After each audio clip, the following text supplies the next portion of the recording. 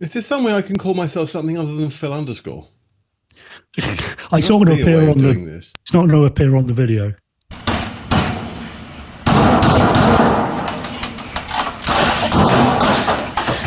So anyway, we're calling this How to Understand Today. So Dave, would you like to kind of explain a bit about what we're aiming to achieve? Well, yeah. I mean, How to Understand Today. It sounds like the most generic of titles, and I guess it's something that we all try to do all the time, just understand the world around us. But we seem to have got into a place in the world where everything seems a bit crazy. And I hate making generalizations like that. But given the state that we're in, it's quite a good one. And so how do we avoid this growing sense of unease that has arisen from us not really being able to get to grips with the monumental changes that are happening? So this is nothing specifically to do with politics. You've obviously got the political scenario at the moment, which is becoming increasingly unusual, shall we say, across the world. But also you've got technology, which has for the last 200 or 300 years been exponential. And by that, I mean, it's not just getting a bit faster, it's getting faster by means of multiplication. So the numbers that represent almost everything in technology are becoming faster because they multiply together. And so one way to look at that is that if you are old enough to remember thermionic valves or tubes, where one valve or tube represented one transistor effectively, if you try to build the current Apple iPhone, what is it? Is it 15 or 16? I can't remember. I think it's the 16, isn't it now? I think it's a 16 now, I think. Anyway, it's got tens of billions of transistors in it. If you try to build that with valves, it would cover an area the size of Greater San Francisco. And it would require multiple nuclear power stations. And it wouldn't have video. It wouldn't have a camera. It wouldn't have GPS. So in the space of, let's say 6 decades, we've gone from, a valve radiogram, which is a very nice radio and record player, to this, what would look to an alien civilization, or us, if we were around 100 years ago, a glass slab that has unbelievable computing power in it. And we can almost guarantee that 10 years in the future, this iPhone will seem incredibly primitive. So layered on top of that, you've got AI, which is reaching the point where it has positive feedback. So it's able to improve itself by virtue of its cleverness. So it's a really unusual time. And you have multiple general technologies which are going to be, they're just going to change everything. And so that's the sort of area we're going to look into in no great technological detail. We're just going to talk about it and see how we might be able to recognize some of these signs and what we can do about it, how we can inform ourselves better. Because if we're uninformed, then we're increasingly adrift from objective reality. Does that make sense? Yeah. I think a lot of this progress as well seems to have been occurring fairly recently. So I notice a big difference between how, say, computers were between the year 2000 and 2010 compared with how computers were in 2010 versus now. The speed of a laptop, for example, is just hugely faster than it was before. I can use it as my main computer for editing now, editing multiple streams of 4K with absolutely no problems at all. And I would not have been able to do that on a laptop from probably even 6-7 years ago, you know. That's a great illustration because laptops look the same. I mean, they're slightly less chunky, the screens are better, but they are the same topologically as they were when they had 100th of the power. I mean, the first laptop I ever had barely had the power to boot up. You know, that was it. It was pretty much at capacity just to boot up off a floppy disk. Yeah, I remember those days. You used to go and get your breakfast while the computer was loading up. Exactly, and it's not. And I should say that you know, Phil, myself, and Simon, we are technology journalists, and we have actually all worked in the same sort of industry, which is film and TV technology. And so far, we've been talking about general technology, but almost every industry you look at, and the one that we're most familiar with is film and TV, you've had these same kinds of changes. So Phil, when you first started in this industry, what was the typical resolution of a camera, a video camera, when you first started? I've been doing video stuff since probably the mid-90s, and I was a kid, and I was forcing ancient computers to do these things that weren't really built to do video at all. So I started off on video that was not even standard definition. This video I started off on was 320 by 256, and if you're watching this on a high-def monitor, that's about that much of it. Yeah. Because that was Amigas, and that that was in the mid-90s when Amigas and Apple Macs were all using the same sort of gear, and that was about what you could sort of wring out of it. And there were systems back then for squeezing that kind of data onto a CD-ROM, and it looked poor, I think we could say, by modern standards, even by then standards.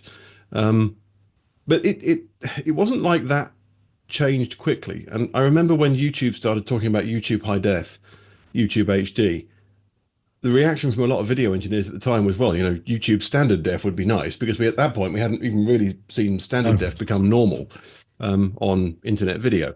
So yes, it was low resolution, but that sort of perpetuated until 10 years ago, not even that probably. At which point YouTube became, you know, people's internet service became capable of doing a bit more. And it was kind of interesting because people think it's all about storage, and it wasn't really about storage, because, you know, these days you can use a modern compression algorithm to fit reasonably decent looking video on a CD-ROM. A CD-ROM, 650 megabytes of data. You could use a modern compression engine to fit quite decent looking video onto that. The limit was the computer horsepower that it would take to decompress those frames. So you couldn't do MPEG-1. I mean, video CDs was a special plug-in device, you know, for a desktop computer at the time. But it's interesting that even now, right up to the present day, film and TV, and to some extent some other disciplines, are sort of the last few bastions of places where you still need a big scary workstation. And even that's becoming less so. And I think the reason that Apple did what Apple did with ARM core processors is that, quite frankly, the cell phone technology grew up to the point where it could handle what most people actually wanted to do. Yeah, and this is something that happens quite often, which is that we all say, oh, yeah, that can't hack it. That particular technology is not good enough. Like laptops aren't good enough. You'll never be able to edit video on laptops. You'll never be able to get CD quality audio down an old telephone line. And all of a sudden we realize that laptops can edit, you know, 8K video, which is what, 16 times HD and about 80 times standard definition. Some huge amount, yeah. And, you know, we listen to CD quality music all the time on our smart speakers and even on our high-end stereos, uncompressed, you know, an absolute clone of the master recording down a copper telephone line. And it's technology that can do that. And yeah, if you're not familiar with terms like compression, data compression, it's it's an almost miraculous technology, and it reduces the amount of space that data, let's say video or audio, takes up. So you can squeeze it through a smaller hole or a smaller tube. And people often say, oh, well, compression, that reduces the quality. Yes, in absolute terms, but it increases the quality massively compared to what you could have done if you didn't have compression. So I always see compression as a way of improving quality, increasing quality, unless you compare it with no compression.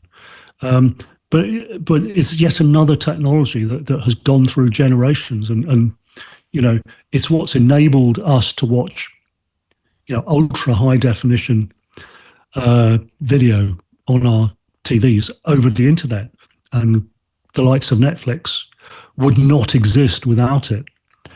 But this is just an example of how this stuff is hidden to us.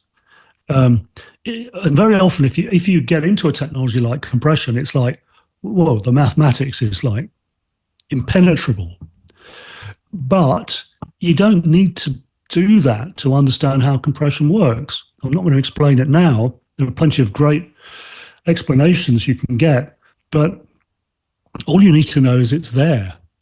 It's like, how do we get an incredible cinema quality 8K video down a single cable where you can only send ones and noughts, the sort of component states of digital electronics. How can you do that? How can you represent a picture of a beautiful flower with ones and noughts? And the answer is that you do it very, very quickly. You send so many ones and noughts that you end up with easily enough information, often via compression, to reconstruct an absolutely brilliant image. Yeah. Well, just to interject, if anyone's hearing squeaking sounds, it's not my rotary chair, it's my dog demanding attention off me. Just to say that one of the things that has, like you said, has enabled a lot of this stuff to happen is just pure speed. You make everything faster, and lots of good things can happen. And it's the same throughout any kind of technological invention. We invented the car to get places faster. It opened up the world in that way. We invented the aircraft, which enabled us to travel even further, even faster, and that made the world even smaller. And it's the same with computers and computing power. That everything that we see that we can do with our smartphones now, it's all down to pure speed and also efficiency, which comes into as well, power efficiency. There's an interesting point to make about this, and I think it's something that's almost never discussed, and it's I think it's a philosophical question that comes up a lot when you talk about modern technology. Is all these technologies fundamentally are built to increase convenience and save time. And the question that's almost never asked is, what are we going to do with the time that we've saved? And there's a choice to either, one of the two things you could reasonably do. You can either choose to do more with the time that you've saved, so you can go and achieve more things. And that's the decision that we've always sort of made without ever having really discussed making that decision. We just kind of ended up doing it because, we have to work a 5-day week, and that's how humans work for some reason. Or you could choose to have more time with your feet up in front of Netflix. Now, I'm not campaigning for either of those things, but I think that it's a choice where we've always chosen to do more things. We've always chosen to achieve more rather than take the benefit in leisure activities, free time, other stuff. And I think there's a choice that's I think we're hitting a sort of inflection point where stuff is now so fast and convenient that we can achieve what we did before with far less. People talk about how the pace of life changed with the Industrial Revolution. And I think it may be about to change again, because so much. I mean, it's the crisis of blue collar employment that people talk about with automation and particularly with AI, and particularly with driving cars. We talk about driving cars as if it's easy for, it's easier to go on holiday on a long distance drive without having to actually drive. That's great. And what it's mostly about is trucks, and taxis and things, which is going to cause a crisis of blue collar employment, which is going to raise again this question of, once we've automated all this work, what was the actual goal of doing this, other than to save time and therefore money in the short term? But what's the big grand societal goal of this? Where do we actually go with this in the end? And this is a crisis that has been identified, hasn't it? And there are some very large minds working on the idea of what we can actually do. What is the future where we don't have to work, when computers can do most of the stuff that we can do. How do we actually power society? What's the concept of money in such a scenario? Yeah. Yes, is there a sense in which, as Phil was hinting at, we have enough? We don't need to do any more. I mean, if you look at wealth, there seems to be a sense that you always want more wealth. You can be the wealthiest person on earth, but you still want more. Or you can be way down that scale. Wherever you are on that scale, you always want more. Whereas if you have another vector in there, which is not just the amount of money you have, but the amount of happiness, the amount of spare time, you can have any number of different dimensions to that. Then you can start talking about which is better, or what their relative worth is. Once you stop measuring worth or value in terms of this most abstract of concepts, which is wealth and money, then you become much freer to envisage a better life, because you can go off in multiple directions. They're not all contradictory. They're not all transactional. They're not all zero sum. I mean, sometimes they're complementary. Yeah, I mean, there's a kind of paradox here, because obviously business owners and guys like Elon Musk or whatever, they might want to not have to pay employees anymore and just automate everything. But if you haven't got people who are earning money, the easy thing to say is, well, they might just, these billionaires might just want some kind of utopia where they can exist in luxury and damn everyone else. The trouble is that if their companies are making all these widgets and things, you still need people to be able to purchase those in order for them to have that wealth in the first place. So otherwise, there's no point in them having the businesses that they do. So it really does sort of call into question the entire concept of how we live. There's something has to come at some point, because we are quickly heading towards that point. Yeah, the crunch point will be when the widgets can make themselves. Yeah. Well, Go on, Phil. Yeah, I mean, there are lots of things that could happen, and we can speculate about those. I guess my concern is that this hasn't even really been thought about. And I think that the only place that's really thought about this is science fiction. And if you go and watch an episode of Star Trek, once you get past all the people with bumpy forehead of the week, what they're depicting is a post-scarcity society. So you can have anything you want. There's no problem with resources, particularly energy, and people can have, are guaranteed a stable standard of living, reasonable, stable standard of living, just by virtue of having existed. Now, exactly the sort of legal and societal structures under which that exists are not really explored in a lot of popular science fiction, because it tends to be space opera, and we tend to be much more interested in, aliens and photon torpedoes. But that isn't a discussion that, as far as I'm aware, humanity is even having at this point. So we don't even know what the goal is. Now, presumably, to put it in a facile way, the goal is that we get to a point where we don't have to work and everything's done automatically and all the grunt work is done by other people or other devices, and that, not people certainly, and that we get to live a nice, relaxed world in which the only thing that matters is what you care to do and how you distinguish yourself by your efforts in what you want to do. And that presumably, I've always presumed that's what we were going for, which is kind of a Star Trek future. Okay, fine. As far as I'm aware, we haven't even talked about that. We certainly haven't really talked about why we're automating all this stuff? And is that sort of what we're going for? I assume it is, but I don't know. I mean, I think, yeah. I mean, as I kind of alluded to, I think that the people who own these big corporations and companies, I think they know why they want to automate things. But in terms of the bigger picture, I don't think we do. As you say, the discussion isn't very widespread or widely talked about. Although I know that there are organizations and groups of people who are trying to work some kind of solution or potential solutions out.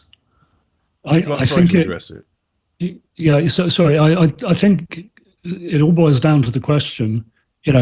At some point, automation is going to become synonymous with robots, and it all boils down to the question of who owns the robots. Do we own them, or do the same bunch of billionaires own them? Yeah, and of Because course, at the moment, you can see which way it's trending at the moment. yeah. I mean, and of course, at the moment, there's there's the Chinese electric car manufacturer. I can never remember the name of all these, because all these new car BYD. Yeah, well, that's one of them. I'm not sure. Anyway, its factory is completely automated, and the only human input is to pretty much deal with IT if there's a problem and the computer system shuts down in some way. And so, the other thing is whether computers get so good that they're good at solving their own problems. If a problem arises, can they physically fix each other? In terms of a car factory, a robot's going wrong, can they deal with that kind of problem? So I think for a while we'll probably end up, humans will end up as being the caretakers of the AI systems effectively. I think they will, but I mean, once you start analyzing complex structures, complex societies, complex organizations, what you find is they're hierarchical.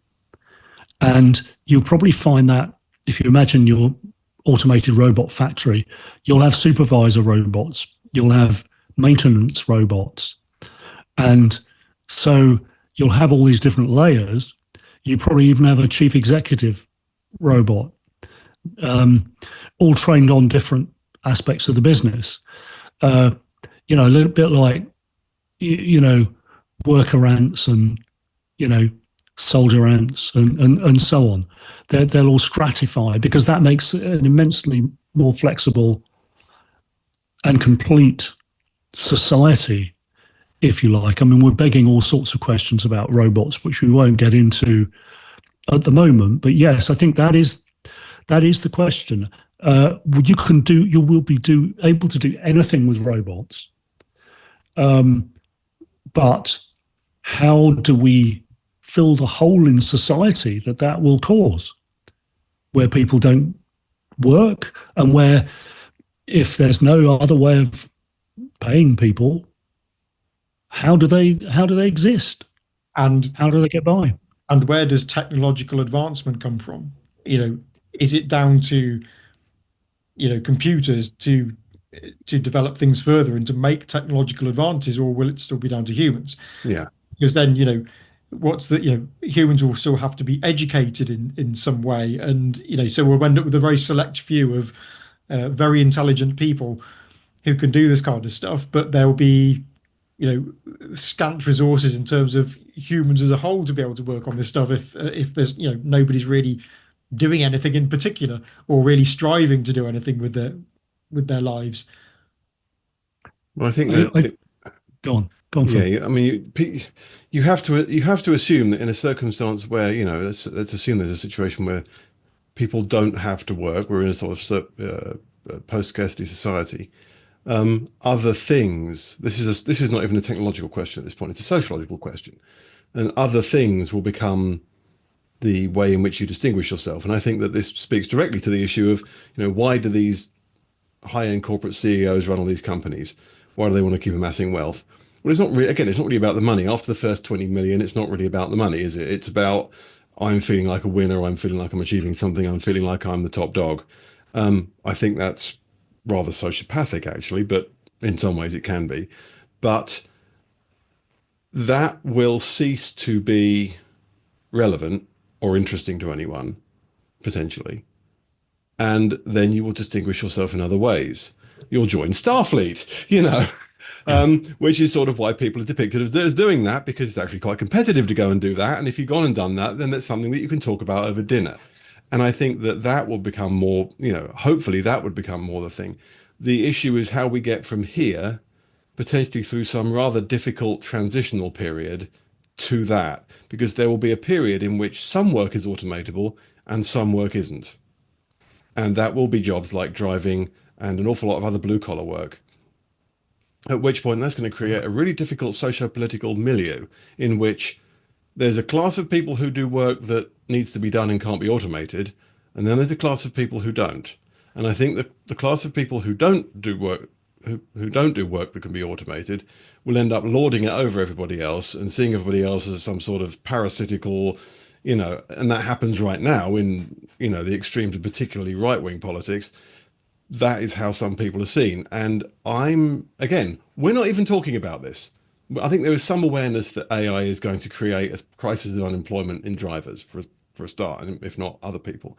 We're not even talking about the effects that's going to have, because this is what we're here to talk about, to dive into the political dimension of it. We mostly in advanced countries have political systems that don't really deal with anything certainly nothing more on a sort of 4 or 5 year time scale. Very often really is a moment to moment thing, not more than a 6 to 8 week time scale. And nothing in this world nothing in this area is being thought about at all. This is not being discussed, and nothing is being done about it. Yeah, no, I totally agree with that. And very interesting that you mentioned the 5 year timescale, because that's absolutely right. But what's different here is that we're getting, we're reaching the almost vertical, from our perception, part of the exponential curve, where, there are going to be phenomena that will require us to change our fundamental ways of thinking within that 5 year kick it into the long grass type of political window. So in other words, you're going to have to educate, if indeed that's possible, current politicians to understand this kind of exponential phenomenon. I think if you took a poll of politicians and people across the board, they just say exponential means quite fast, quite big. But the actual effect of it, the doubling effect, it can become overwhelming very, very quickly. Sorry, Phil, you were going to say. Yeah, the thing is, I wouldn't object to what you've just said. What my concern about the political dimension of this, and any reaction to the problems that we're describing, or just not even problems, but events we're describing, whether it's AI, quantum computing, whatever, are things that are potentially big enough to make large societal impacts, is that we run into something that, if we keep doing this, you'll hear me talk about this again and again, is the incredibly poor standard of government that we have in a lot of advanced Western countries at the moment. Here we are in the UK. I don't think the problem is that the people who run these countries don't know what's going on in these domains. I think it's that they don't care. And I don't think they don't care because they're careless or slapdash. I think they don't care because they just don't see that as being the main part of their job. I think that most people in professional politics think the main part of their job is getting and maintaining power. And the idea of doing something with it is entirely secondary. Now, you can sort of say that's completely cynical, and it is. And it's probably not true all the time for everyone. But I think that politics is being played as a game that doesn't have a lot to do with governance. So you could probably all the people who are serving as elected representatives in advanced Western economies are more than smart enough to grasp all this stuff, probably do know about it, they probably read about it, but they don't see it as their problem or their job specifically to bring that to government. And even if they did, the structures to do anything with that are not really there. So that's what concerns me. Yeah, I mean, I think it falls under one of those problems for politicians that is considered too big for me to solve. So it's for that guy or person or further down the line to solve, because these are very big ideas a lot of the time, and they will require seismic shifts in the way that we do things. And we do have a lot of politicians who can barely understand how a search engine works, let alone understand the implications of things like AI. We seem to go one way or the other. Either they don't have much understanding, or they seem to have a very warped understanding of how things. Absolutely right. I mean, I don't know if you saw that cartoon. I think it was in New York or something like that. And it was one of the first times that Mark Zuckerberg went and sat before a congressional committee. Oh, yeah. They asked him all these questions about social media. They were absolutely clueless. And then finally, they said, "Oh, before you go, Mr. Zuckerberg, do you think you could have a look at our printer?" Yeah. Wasn't there some horribly embarrassing quote that, I don't know if it was the one you're talking about, but some horribly embarrassing quote came out of some high-level political hearing in the States, whereby they'd asked some absolutely asinine question about, does this service use Google or something? Oh, yeah, we can find it on Google. But it was pathetically obvious that the people asking the questions didn't really even understand what a search engine was. Yes, like tell me you don't understand this without telling me you don't understand it. Yeah. But I don't necessarily think it's that's the problem. I think that, I mean, that's a problem and something to be solved and addressed, and I think that's obviously horrifying. But I think the bigger problem is that a lot of people who are involved in government this is, to be as cynical as possible, the process of governing a country is very secondary to the process of modern politics, which means that all of this stuff, especially when it gets even slightly tricky like this stuff, or when it gets even slightly long term, it's very easy for people to go, oh, well, no, this is nothing to do with my party political interest, therefore I'm not bothered. Yeah. And I think countries that tend to have coalition governments are probably more set up for this kind of thing, because they generally have to think more long term, because there's no isolated party in charge. But I do find it quite staggering how uninformed some of them do appear to be a lot of the time, particularly, no offense to any US listeners to this, but some of the things that the politicians over there are doing with say, for example, the DJI ban, which looks like it's going to go ahead. Yeah. There's a lot of knee-jerk reactionary stuff going on. And with the way technology is progressing, how is that going to play out if the immediate reaction is to just suddenly ignore everything until it's too late, until it's actually on you, and then all of a sudden you have to take this drastic action. And actually, when you zoom out from these myopic decisions like the DJI one, zoom out from that, and you might start to see the signs of much bigger changes that are the ones that really need our focus. And these haven't happened yet, but you can only talk about them by analogy. So think back to 2008 in the big financial crisis. And a friend of mine was working in the financial sector. I think he was based in Amsterdam, and he wrote software, automated trading software. And it kind of worked. These things only have to work a bit. They only have to be slightly better than not working at all to be able to make a huge amount of money. And this thing would only work between certain limits, let's say between 20 and 90 units of whatever it is. Well, in the first few days of the big financial crash, that upper limit of 70 was exceeded by a factor of thousands. Instead of 70, it went up to like 7,000 or 70,000. So the shock waves literally broke the system. Now, if you take that as an analogy, and this had worked for years, this technique had worked for years because nothing ever went near those limits. All of a sudden, they were totally exceeded and the whole system stopped working. I don't mean the financial system, I mean this automated trading system. But every system we have has limits within which it will work and out with which it won't work. And so, and that applies to money, it applies to politics, it applies to the military, it applies to whether or not we come across an alien life form. These things will make almost everything else we've seen and done irrelevant and ineffective.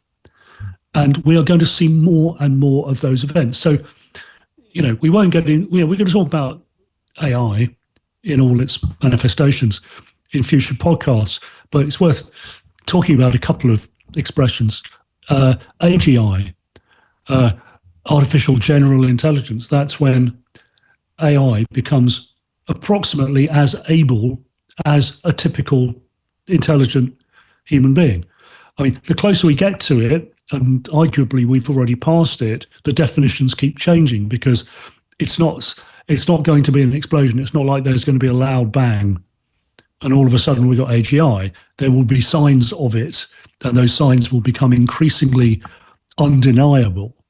And what we mean by it will change all the time, but it will mean that we have an artificial entity which is as capable as a single human brain. And obviously, once you've got that, these things are replicable. So you could build 1,000, 1 million, 1 billion of them. And then the next thing is ASI, which is artificial superintelligence. This is the one to worry about, which is when it becomes so clever that we don't understand how clever it is. We don't understand anything it does because it is so much more intelligent. Now that, I would suggest, is something that will blow the lid off society. And so it's those sorts of events we need to be looking out for. And I think we spend far too much time navel gazing and dealing with political minutiae. And we need to be aware that we're within the scope of these, let's call it planet-changing events. I don't see it as necessarily all negative. The only sense in which I see it as negative if it is because I don't trust people to do the right thing. I think, again, it comes back to systems of government. And I've said this to you before in private conversations, that one of the things that we don't have is many countries are particularly keen on, we invented democracy, which we kind of did. And the Americans will tell you that they have this amazing system of government. And they've all done very well for a long time. But one of the things that almost none of them has, almost no system of government has, a mechanism for reconsidering the system of government to make it more proof against the sort of things that you're talking about. Yeah. I don't think it's that hard. I think it's one of those things whereby it's probably hard to do well. It's probably not that hard to do it better than it's currently being done, for all the reasons I previously mentioned, because I think they have perverse incentives. But in order to deal with some of this stuff, I think it needs to be significantly better than it is. And I think a lot of the stuff we've been talking about, this big picture stuff we've been discussing, really needs to come back to how are we going to manage this? Because you can't really put the lid back on it. So how are we going to manage this, and how are we going to integrate this into society in a way that everyone finds, let's not say wonderful, but let's say minimally unacceptable? Mm-hmm. Yeah, and before you solve that, you have to talk about it. Yeah, in a reasonably informed way. Yeah. Yeah. I mean, the other thing as well is that, say, for example, we talk about this in, say, the Western sphere, or we come up with some kind of regulation into or ethics with regard to the development of this stuff. There's always going to be a rogue state somewhere that will want to develop things and have access to that kind of technology as well, that would want to develop it for nefarious purposes. Yeah. That's present in every dimension of our society, in every science fiction film. There are sort of selfish, malevolent forces who just want to turn this stuff to their advantage. You can only hope that they're outnumbered and outwitted by people who want to do the right thing. It's it may be, I don't know, it might even boil down to kindness versus evil. But every one of those instincts is amplified by A, the rate of improvement of the technology, and B, by the sheer power of the technology. And when you have, it's not just the power, it's the differential.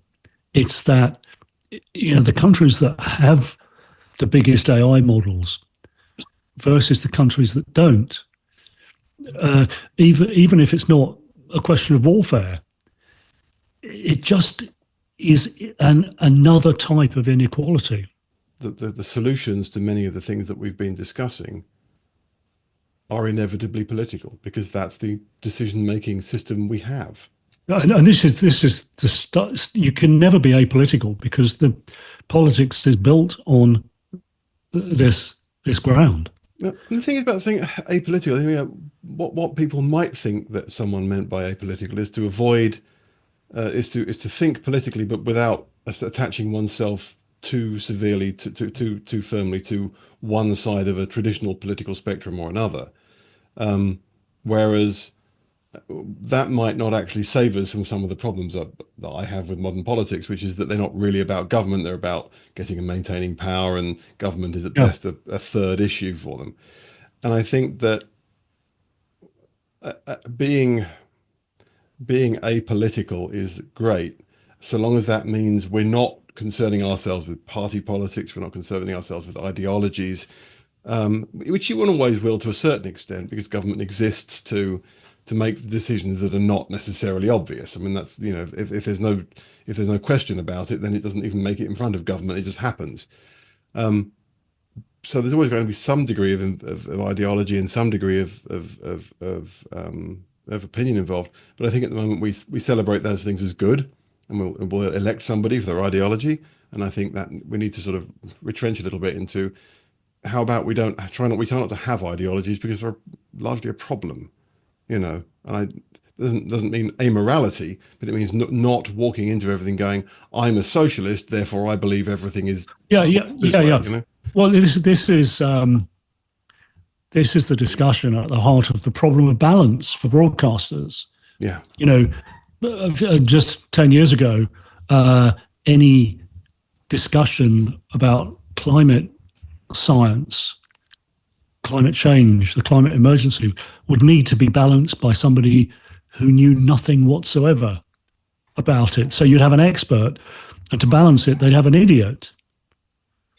Yeah. And I think that was kind of a fairly new, modern thing, though, isn't it? I mean, I know that because there was a lot of talk about misunderstanding, say, the guidelines that the BBC has with that kind of thing. Yeah.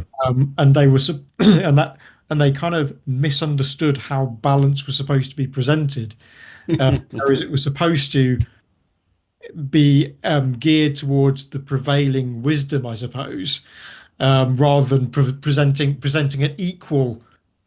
It would be more like, well, here's 10 scientists here who say this, but this guy is an outlier, but we'll hear his opinion. But now it seems to be presented as very much a kind of 50-50. Yeah, so this idea that we should base the center point of our balance on the aggregate of current opinion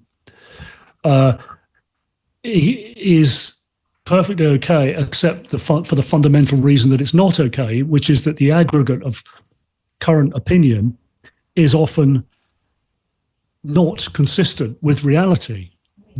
I guess I kind of misspoke in some ways. I think that the idea was that so for example, climate science is very established. So we know certain things are true. So if we know certain things are true, you shouldn't be presenting somebody on the opposing side, saying completely the opposite, even though we know these certain things are completely factual and completely true.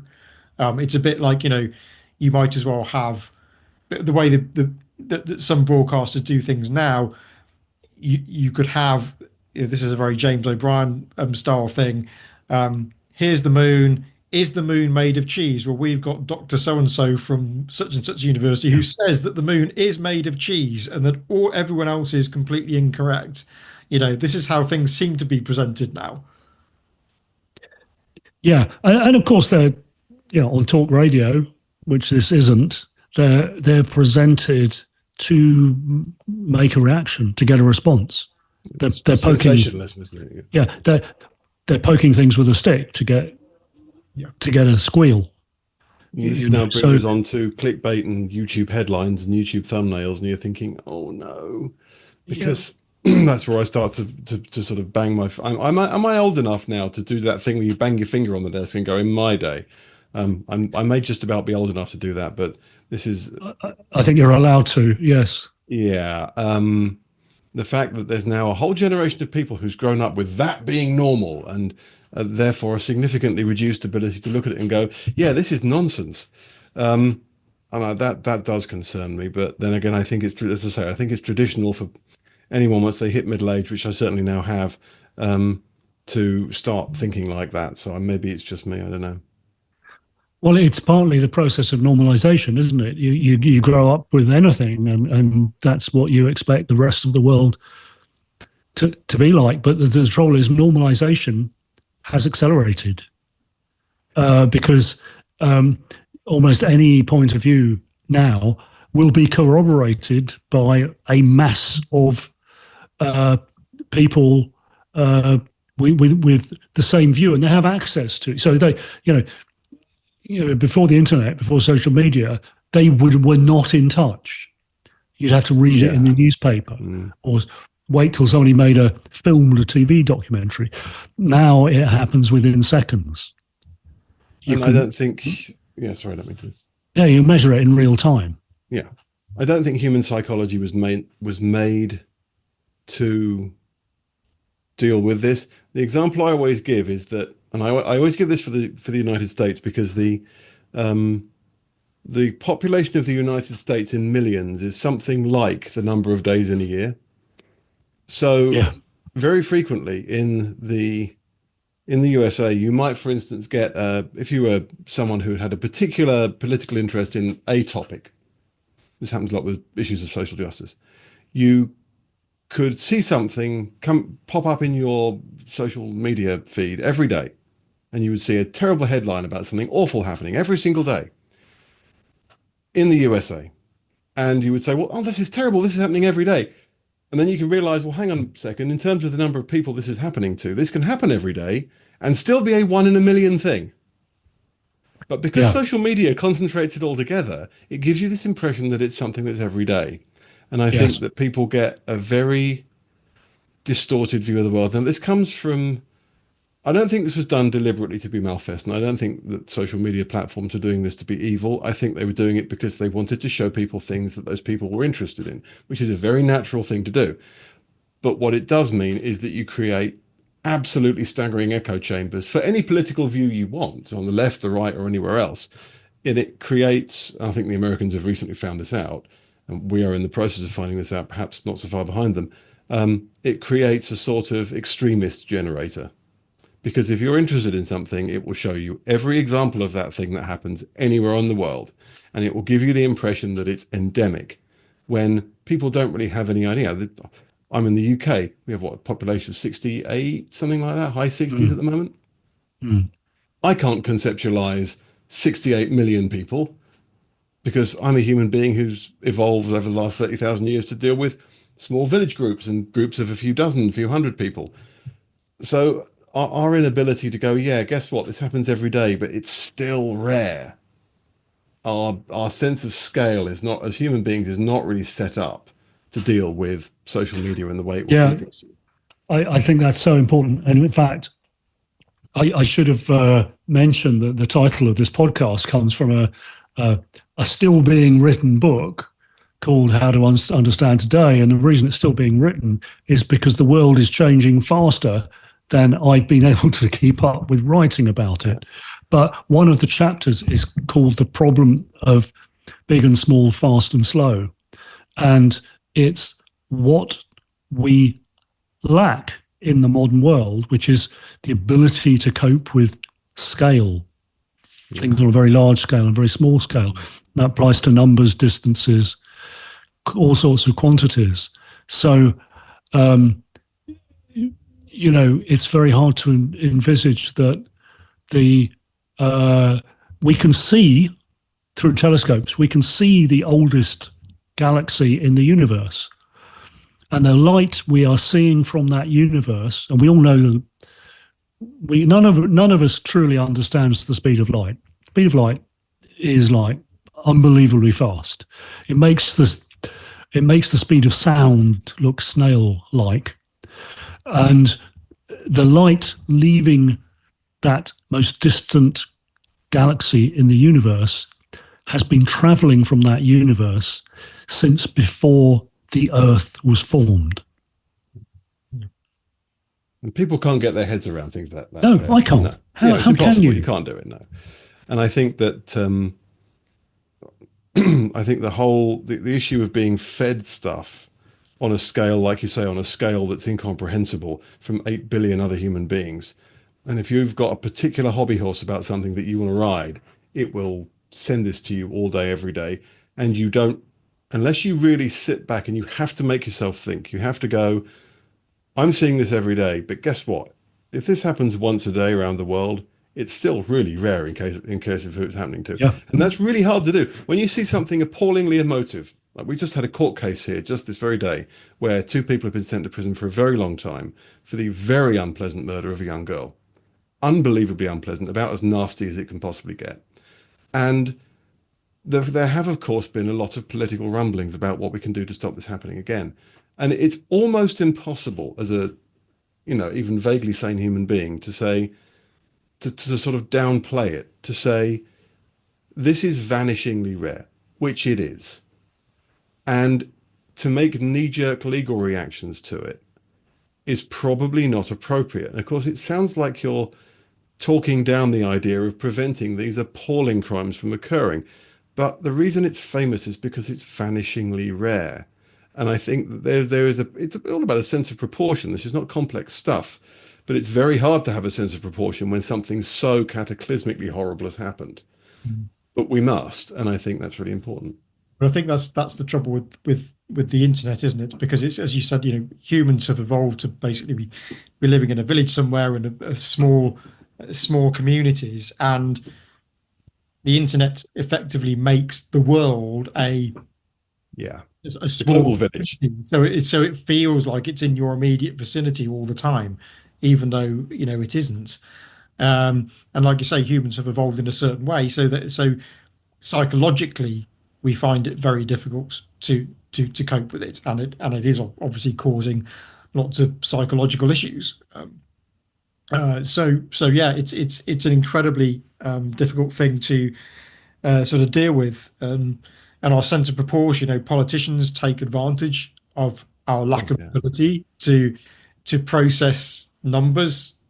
The famous examples is how they'll throw out a number of, we're putting, I don't know, 20 million pounds extra into this, and when you do the calculation, it amounts to, I don't know, something like £5 per person or something, or whatever figure that. Yeah, or they say we're putting 100 million into this, and then they say it's over the lifespan of the Parliament, or they don't say it, but you realise then you've got to divide that number by 5. And this is a whole other topic, but it's not unrelated, which is the sloppiness with which we talk about figures, numbers, statistics, orders of magnitude. And it's very hard to engage. Well, even if you want to engage, it's very hard because you rarely get these things on firm ground. You're rarely able to compare like with like. Yeah. There's something called relative risk increase, which is very, very much worth talking about in these situations. And it comes up a lot in medical fields where they'll say, well, this particular circumstance creates a 50% increase in the rate of this outcome that we don't want. You think 50%, that's terrible. But then you realize that what they're actually talking about is an increase of 50% of a proportion of this happening that was already 0.00012%. So now it's 0.00018%. So it's still a tiny, that's a very straightforward, that's sort of statistics 101 thing to come out with. But this is leveraged. But by the 50% is all what the people. time. Oh, 50%, that's terrible. Oh no. Yeah, yeah. We're half of us are going to die. Yeah. Whereas in fact, it means that instead of a 3 millionth of us going to be affected, it's like 3.5 millionth of millions, us. yeah. Or something, yeah. So, and it's also almost impossible in modern politics to make a decision that, no matter what decision any politician makes on any major issue these days, someone will have the rough end of it, particularly in terms of entitlement to benefits and taxation. No matter what you say, a newscaster will be able to pull someone up and say, this person, this sympathetic, unfortunate person who will do a nice 5-minute article on is going to get the rough end of this stick. And that is unfortunate. But I challenge you to make any decision about any fiscal topic that won't have that effect on someone somewhere. So,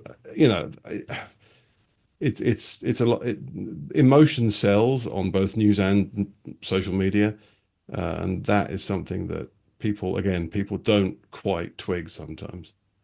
So, I mean, if we had to sum this up, this discussion, which has gone off in several directions, but that's understandable because it's a multifaceted problem. If we had to sum it up, I mean, I'd say that we're on shaky ground. We're on shifting sands. And what I mean by that, it's very, very hard to be absolutely certain about anything. I mean, philosophically, there are things of which you can be certain, but they're usually things which are true by definition. Like, I'm reasonably certain that I'm not going to call this four-sided thing a triangle. I'm reasonably certain that either it's raining or it's not raining. Those things philosophers call true before experience. You don't have to experience them to know they're true. The technical term is a priori. Yeah. Everything else is, it sounds a bit strange, a posteriori, true after experience. You have to experience it to know whether it's true or not. But that all depends on the validity and the accuracy of our experiencing. Right. So, and we actually live our lives basically in this area where we have to, experience things to know that they're true. And this is what science is about. Basically, it's having a hypothesis, saying, I think this is the case. Let's test it. Let's try and disprove that. If we disprove it, that's as useful as a result as proving it. So, science is pretty dispassionate.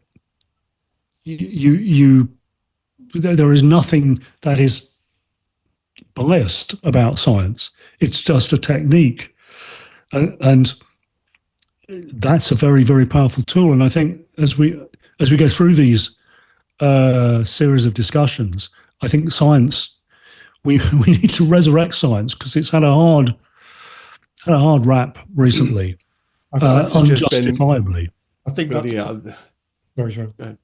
And that's something we should discuss, is that they're about people's understanding of what science is, because there are certain movements at the moment which are sort of creating are sort of dispelling the idea of science. So people don't understand how it works, and therefore it leads to a lot of some of these conspiracy theories and things happening because people don't trust science. They've been told they can't trust science, but then they don't understand what science is or how it works or how it came to those conclusions in the first place. Yeah, if scientists are all corrupt, which is a popular view, entirely wrong in my view, if scientists are all corrupt, how did we get aircraft? How did we get electricity? How do we get planes modern flying, medicine? Yeah. And the guy to talk to about this is Ben Goldacre. And if anybody wants a good read, one of my favorite simple phrases in the entire world is, I think you'll find it's a bit more complicated than that, which can be applied to almost any statement anybody makes on anything ever, but particularly in politics, religion, social justice, all the difficult ones. And he wrote, and Ben Goldacre is a researcher. He was, I believe it's formerly a doctor, a medical doctor, but he worked for the British National Health Service for a long time and became and left medical practice to go and do research on what I think he's referred to it as evidence-based policy. Rather, as we have evidence-based medicine, and we wouldn't use a medical intervention without some information that it had some sort of useful effect. That has never been the case for government policy. Government policy comes down to, I think it's a good idea, and that's pretty much it, which is bonkers if you think about it. And from what you're saying about science and the scientific method, the idea is that Goldacre's got is to apply that to policy. And whether you can do that in a party political system where one side is required to oppose the other by dint of their very existence, I don't know. But it's the only person I've ever found who's talking about perhaps the way we're governing things isn't the right one. Yeah, that's a recurring theme, isn't it? Yeah, keeps coming. Well, look, we could go on for hours, and we will, but in separate podcasts. I think we've laid out the ground, I think, quite well there. Only covered 100th of it, probably. But yeah, I think that just about wraps it up for now. What do you think, guys? Yeah, I think it's a good place to leave. Yeah. What we should do is, because someone's going to have to edit this, what we should do is we should do some of these. No.